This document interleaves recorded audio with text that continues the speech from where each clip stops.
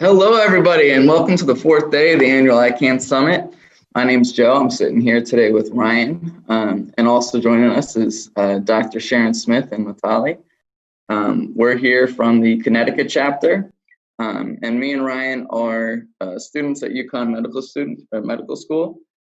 Today we have a really fun activity just to kind of get everything started and get the day off on an excited, energized note. Ryan, you can take it from here. All right, guys, so we're going to be doing a little bit of medical trivia for you guys. So the very first question is, how many bones are in one normal human foot?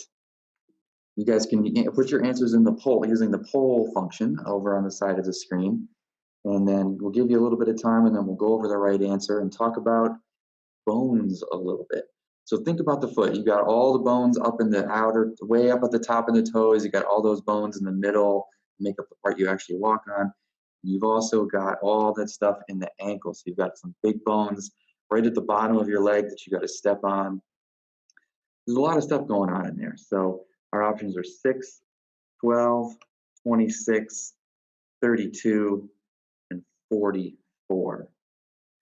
Think about the foot. A lot of bones in there. Think about it compared to the hand. Which one do you think has more?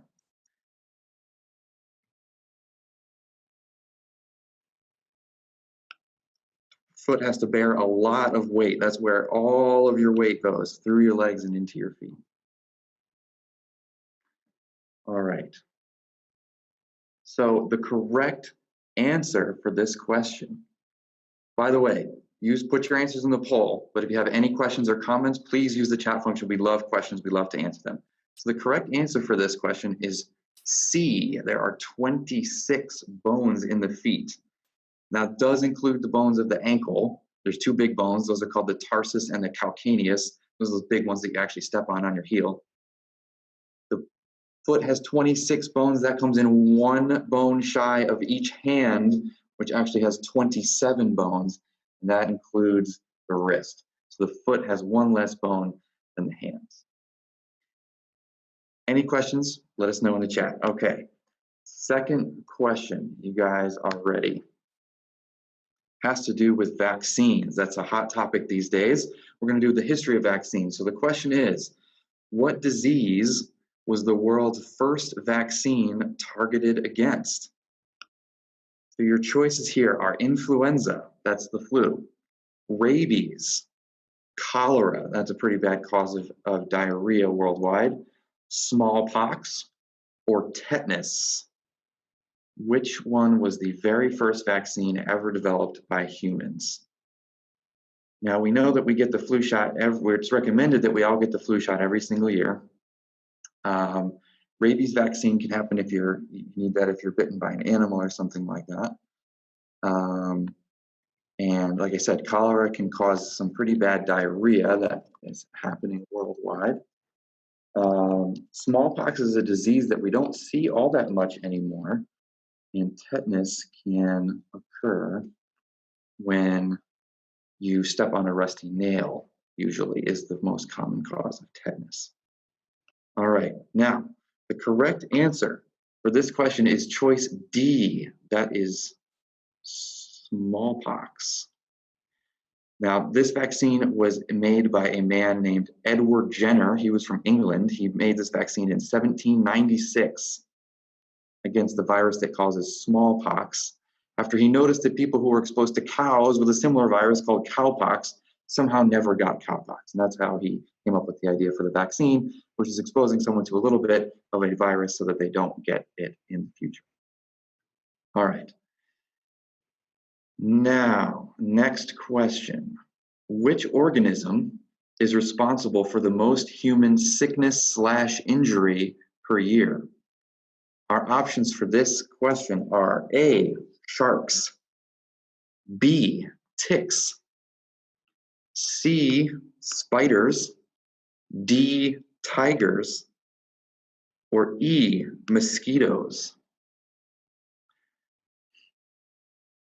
So all these things are very prevalent worldwide, and they can cause human injury and sickness and death in a lot of different ways. So think about which one you think might be the most common of all of these. The options again are sharks, ticks, spiders, tigers, or mosquitoes.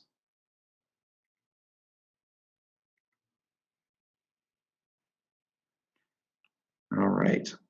Now, we are biased because we are living in Connecticut, which is in the northeast part of the United States, where we have a lot of ticks that can cause a lot of disease, but ticks is not the correct answer. The correct answer for this question is choice E, that's mosquitoes. That one kind of surprised me because although an individual mosquito doesn't seem all that scary, there are millions and millions and millions of individual mosquitoes around the world. They have a lot of different species, and each of them can kind of transmit a whole bunch of diseases to humans, all of which can cause a lot of sickness and death every year. Coming in second place behind mosquitoes, humans, surprisingly. Okay, next question. This is question 4. What is the anatomical term, very fancy name, for the thumb? Your choices are A, phalanx, B, pollex, C, hallux, D, digiti minimi, or E, trapezium. These are all very, very fancy words. My personal favorite of the group is digiti minimi, just because it rhymes and it's kind of fun to say. Your options one more time. Phalanx is choice A, pollex is choice B, hallux is choice C, digiti minimi, one of my favorite phrases, is choice D, and choice E is trapezium, like a trapeze artist swinging in the circus. All right, we'll give you guys a couple more seconds for this one, then we'll talk about hand bones a little bit. So the correct answer for this question is answer choice B, that's pollex. Pollex is it's either Latin or Greek, Joe, I don't even know. It's Latin or Greek, and it means thumb. Hallux, that was choice C, is the term for the big toe. Phalanx is a term for any of the teeny tiny bones all the way at the end of your fingers. You could call any of those bones a phalanx, and you would be correct.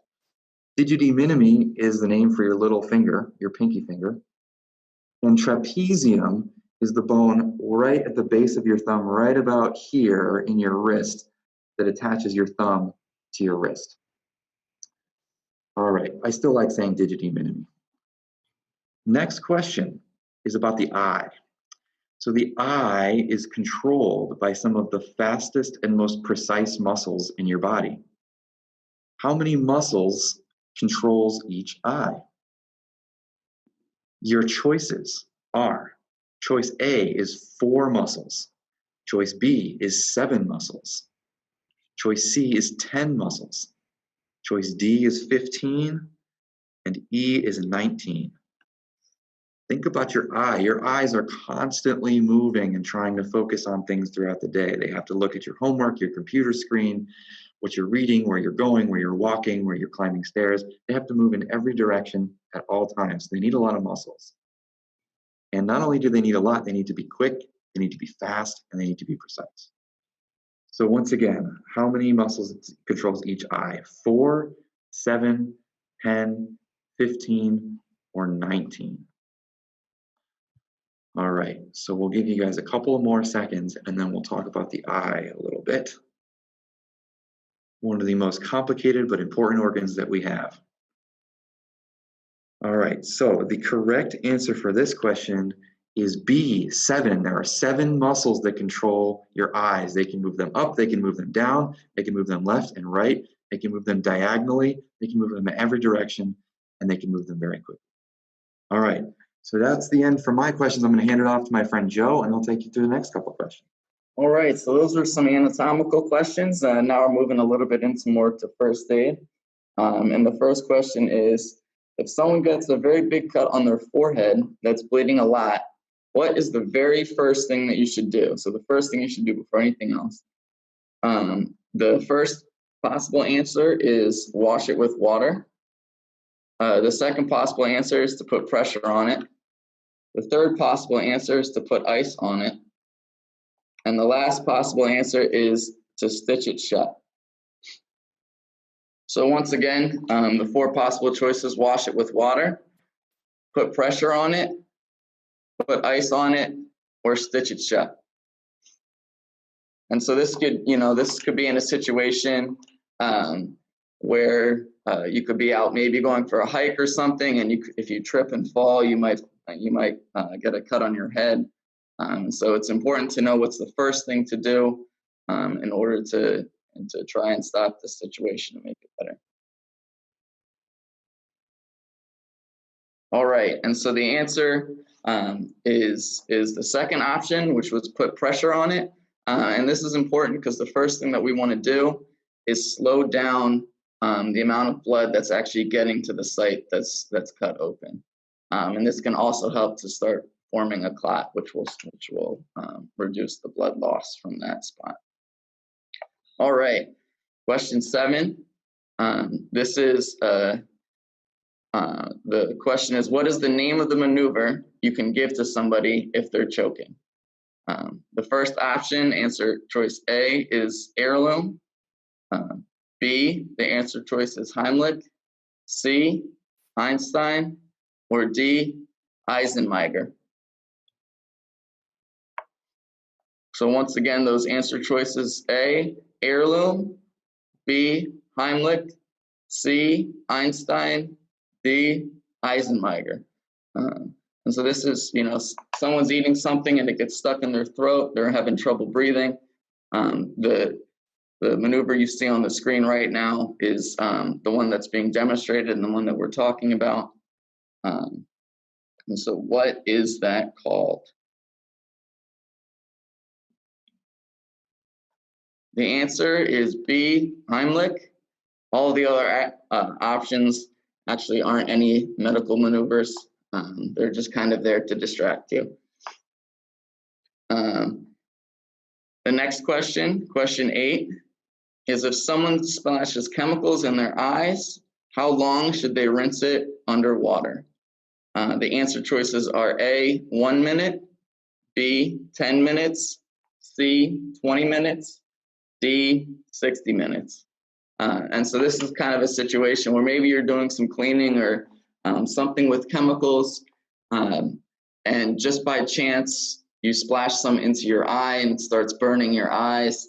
And the first thing that you should do is to run and try to wash out whatever you got in underwater. And so how long before you move on should you take before you stop rinsing them? 1 minute, 10 minutes, 20 minutes, or 60 minutes?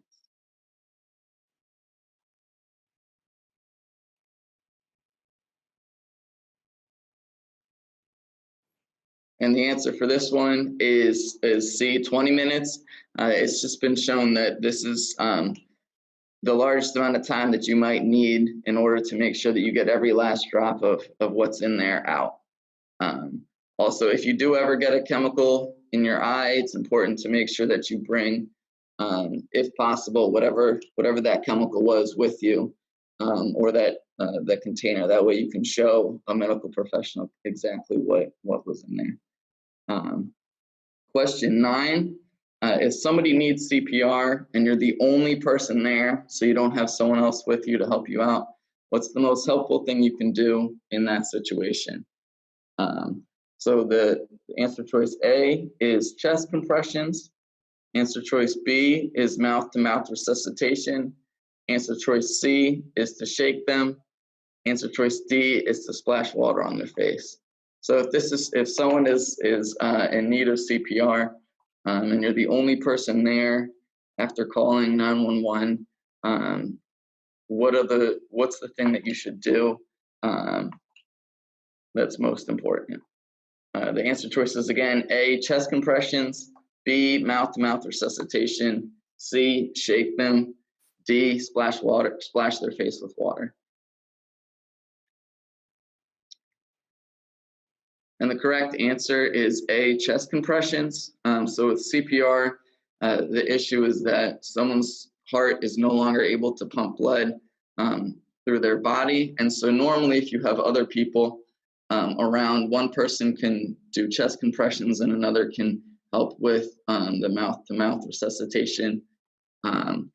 But if you're the only person there, the most important thing to do is to keep blood flowing. And that's why A, chest compressions, is the correct answer. As Henry said in the chat, yes, never do. Answer choice D, splashing water in their face would just be mean. All right, moving on. Question 10. What's the most helpful thing to give somebody who might be having a heart attack? And the answer choices are A, aspirin, B, coffee, C, ibuprofen, or D, Pepto-Bismol. So once again, the answer choices, what's the most helpful thing to give someone who might be having a heart attack? A, aspirin, B, coffee, C, ibuprofen, D, Pepto-Bismol. And so one way you might notice if someone's, or what you might feel if you suspect you're having a heart attack would be kind of a pain in your chest, shortness of breath, and that pain that could radiate up into your jaw, move up into your jaw, and into your left shoulder. And so if you think that that might be happening, what's the first thing that you should give to someone that's having a heart attack? And the correct answer is A, aspirin. This is the drug that you give to break up clots. And the heart attack is caused when there's a clot in the vessel that supplies blood to the muscle of the heart. So just like every other part of our body, the heart also needs blood so that the muscle of the heart can continue to pump. And so when that gets clogged, the best thing to do is to give aspirin early on to try and break up any clot that's there and stop it from there. All right. And so our last question, question 11, which chapter of iCAN was the first U.S. chapter? And so this is a hotly debated topic. You might have a little bit of a hint given the fact that we are from Connecticut and go to UConn Health, and Dr. Sharon Smith, who works at the Children's Connecticut Hospital, is our faculty advisor. But I guess that's probably enough hints. So the options are Connecticut, Georgia, Kansas, and Ohio. And the correct answer there was A, Connecticut. So if you got that, congrats. We hope that you guys all had fun with all of those questions. And we're excited to continue the rest of the day. We hope that you stick along with us and continue to wear those crazy hats.